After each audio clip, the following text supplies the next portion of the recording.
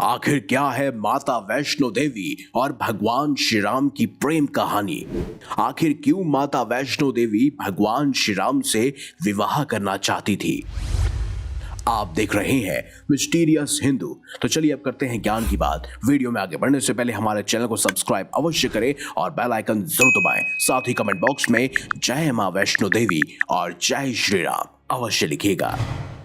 उत्तर भारत में हिंदुओं के प्रमुख तीर्थ स्थान वैष्णो देवी के बारे में सभी हिंदू जानते हैं। जम्मू के त्रिकुट पर्वत पर माता वैष्णो देवी की एक भव्य गुफा बनी हुई है और इस गुफा में प्राकृतिक रूप से 3 पिंडी बनी हुई है। ये तीनों पिंडियां देवी सरस्वती, देवी लक्ष्मी और देवी काली की है।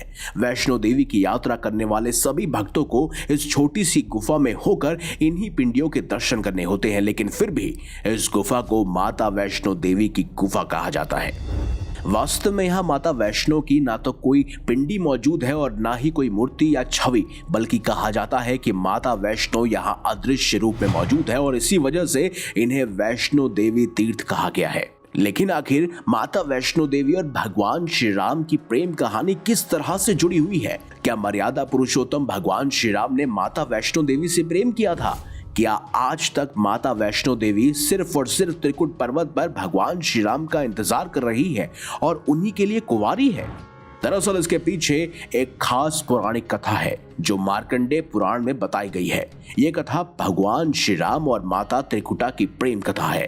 बताया जाता है कि माता त्रिकुटा यहाँ अदृश्य रूप में भगवान श्री राम के उस वचन के पूरा होने का इंतजार कर रही है जो भगवान श्री राम ने लंका से लौटते समय देवी त्रिकुटा को दिया था। मार्कंडेय पुराण के अनुसार जब त्रेता युग में भगवान श्री राम का जन्म हुआ, तब उसी समय धर्म की रक्षा के लिए भगवान विष्णु के अंश से एक कन्या का जन्म दक्षिण भारत के रामेश्वर तट पर पंडित रत्नाकर के घर हुआ। लेकिन कन्या के जन्म से पहले ही रत्नाकर ने प्रभु से वचन लिया कि यह कन्या जो कुछ भी करेगी उसे रोका नहीं जाएगा। इस कन्या का नाम त्रिकुटा रखा गया। जब यह कन्या 9 वर्ष की हुई तब इन्हें पता चला कि भगवान विष्णु ने राम के रूप में अवतार लिया है और तभी देवी त्रिकुटा ने अपने पिता की आज्ञा से समुद्र के किनारे श्री राम को पति रूप में पाने की तपस्या शुरू कर दी। रावण ने जब माता सीता का हरण किया और जब भगवान राम माता सीता को ढूंढते हुए रामेश्वर तट पर पहुंचे, तब श्री राम और देवी त्रिकुटा की पहली मुलाकात हुई और श्री राम के दर्शन करते ही देवी त्रिकुटा ने राम को पति रूप में प्राप्त करने की इच्छा को प्रकट किया।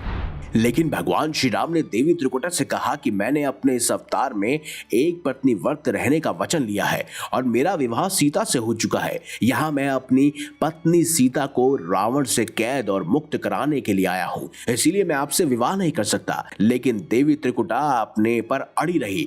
जब बहुत प्रार्थना करने के बाद श्री राम उनका उत्तर नहीं दे पाए, तब श्री राम ने देवी त्रिकुटा से कहा कि अभी वो अपनी पत्नी सीता को मुक्त कराने लंका जा रहे हैं, लेकिन रावण को परास्त करके और माता सीता को वापस लेकर जब वो लंका से लौटेंगे और अगर लंका से लौटते समय उनके पास आएंगे, तब यदि देवी त्रिकुटा श्री राम को पहचान लेती है तो वो उनसे विवाह कर लेंगे। श्री राम का यह वचन सुनकर देवी त्रिकुटा प्रसन्न हो गई और तपस्या में लीन होकर श्री राम के आने का इंतजार करने लगी। लंका से लौटते समय श्री राम ने अपने वचन का पालन किया और देवी त्रिकुटा के पास आए, लेकिन भगवान श्री राम की माया की वजह से देवी त्रिकुटा उन्हें पहचान नहीं सकी।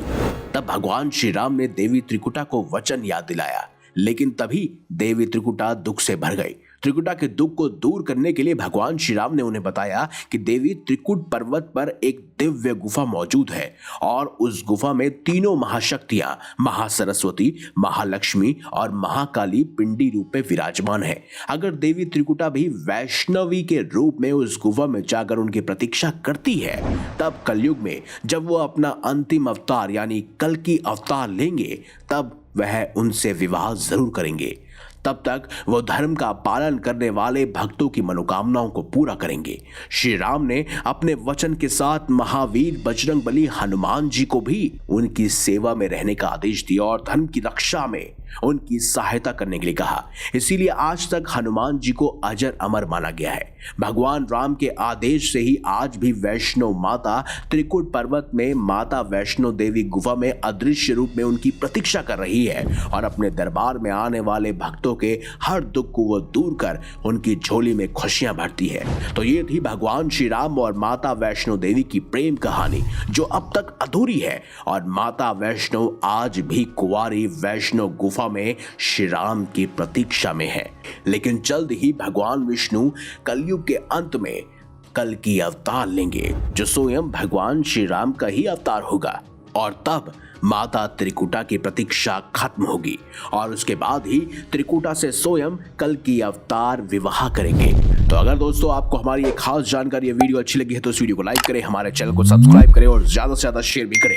मिलेंगे अगली बार एक नई खास वीडियो के साथ। तब तक देखते रहिए संपूर्ण ज्ञान का केंद्र बिंदु मिस्टीरियस हिंदू।